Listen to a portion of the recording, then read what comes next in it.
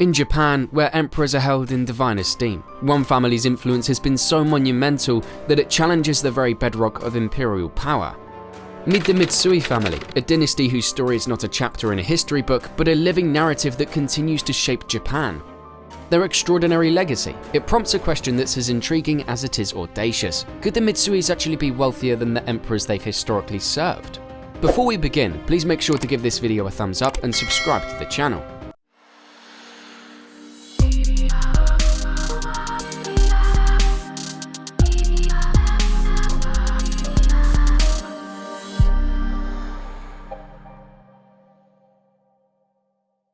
The humble beginnings.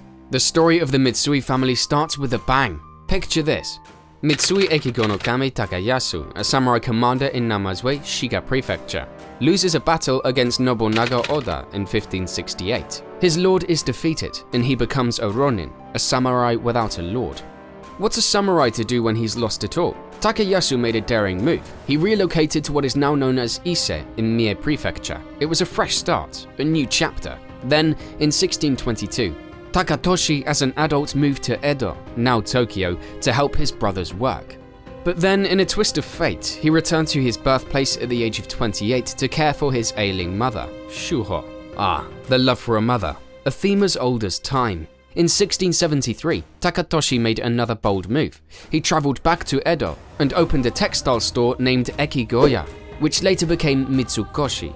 But get this, he wasn't just selling fabrics, he was revolutionizing retail. He introduced cash basis at fixed prices and started selling products by the piece. In a world where haggling was the norm, this guy comes in and changes the game. Takatoshi then expanded into financing business with the Mitsui Ryogaiten, a money exchange store. And it wasn't just a side gig, it was a full-blown empire in the making. Are you on the edge of your seat yet? Because this is just the beginning of the Mitsui family's rise to unimaginable heights. The Edo Period. Now we'll dive deep into the Edo Period, a time where the Mitsui family wasn't just rich, they were the richest in all of Japan. How did they do it? Well, they had a little help from their friends, or should I say the shogunate government. That's right, the Mitsuis had the backing of the big guns, and boy, did they use it to their advantage. Unlike other merchants who only catered to the wealthy, Takatoshi and his eyes set on the emerging middle class. He was a man of the people. His concepts were so revolutionary that they shook the very foundations of commerce at the time. In short, the Mitsuis were not just making money, they were making history. Then, in the late Edo period, their textile store, Ekigoya, grew into the largest of its kind. And at the same time, their money exchange store, Mitsui Ryogaten, continued to expand. It was like they had the Midas touch. Everything they touched turned to gold. Around 1720, this venture was renamed Kawase Mitsui Gumi, now known as Sumitomo Mitsui Banking Corporation, and its profits started to soar, even surpassing the textile business. So there you have it, the early years of the Mitsui family, filled with suspense, drama, and a whole lot of money making. And the best part, this is just the beginning. The Meiji Era.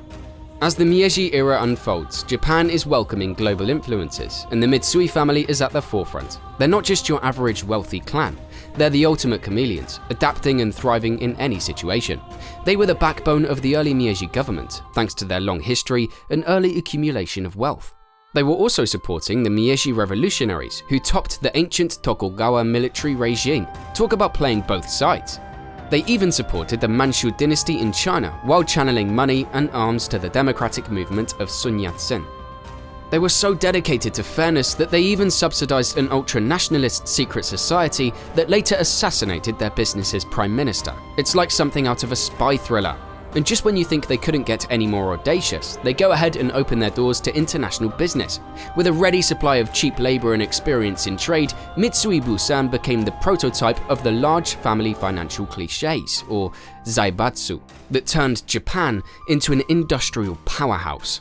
So what's the secret sauce? Well, they had a family constitution, codified by Haishirobe's son, that spread the wealth throughout the family while keeping Mitsui capital intact. It also contained a list of good business practices.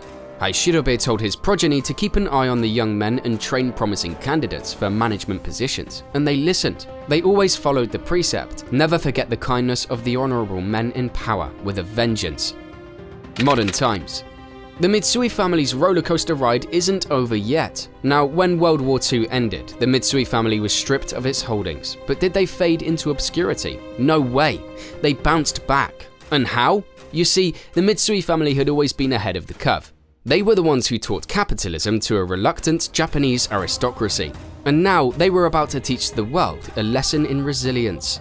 At the height of their power between the two world wars, the Mitsui family was worth a staggering $450 million, and their businesses employed more than 3 million people. After the war, the United States occupation authorities divested the Mitsui family of its holdings. The managers who had dedicated their careers to the family's prosperity carried on without them.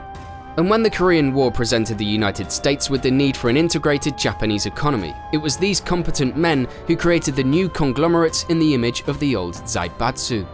One former Mitsui executive even built Toyota into the world's third largest automaker, while another made Sony transistor radio a symbol of Japan. And today, the Mitsui family is still a force to be reckoned with, involved in everything from banking to real estate. The dark side. Now let's dive into the part of the Mitsui family story that they probably wish stayed buried. You know, every family has its skeletons, but the Mitsui family, they've got a whole crypt. In the 1930s and 1940s, Japan had big plans for China. The Mitsui family, ever the opportunists, jumped on the bandwagon, but they weren't just selling goods or investing in infrastructure. No, they were producing special golden bat cigarettes. Sounds fancy, right? Now, guess what? Hidden in the mouthpiece of each cigarette was a small dose of opium. Yes, you heard right. Opium. Millions of unsuspecting people in China and Manchuria got hooked. And the Mitsui family raked in profits like you wouldn't believe. The mastermind behind this twisted scheme, General Kenshi Doihara, was tried and convicted for war crimes, but no one laid a finger on the Mitsui family. Not a single action was taken against the company that profited from this narcotization policy. It's like they were untouchable. The revenue from this operation was estimated to be a jaw-dropping $300 million a year. That's not just money, that's blood money. Now let's rewind to World War II, a time when the Mitsui family's enterprises took a dark turn. They weren't just involved in ordinary wartime business. They stepped into an ethical abyss. Mitsui-owned coal mines and foundries used Allied prisoners of war as labor. These prisoners were held in Fukuoka 17, a camp fortified with barbed wire and wooden fences. They survived on meager rations, enduring harsh winters without proper nourishment. After the war, the camp's commandment was executed for war crimes, but the Mitsui family walked away untouched. They had rented these human lives from the Japanese army for a pittance. Some prisoners left the camp with permanent physical injuries. Decades later, survivor Lester Tenney tried to sue Mitsui for acknowledgement of the suffering endured. The case was dismissed due to a peace treaty that protected Japan from private claims. It seemed as if the Mitsui family had an uncanny ability to evade legal repercussions. The Mitsui family story is a rollercoaster of ups and downs, filled with suspense, drama, and a whole lot of question marks. They've shaped industries, set trends, and even played with the rules. But as you close this chapter, one question lingers. What's the real price of untold wealth and power?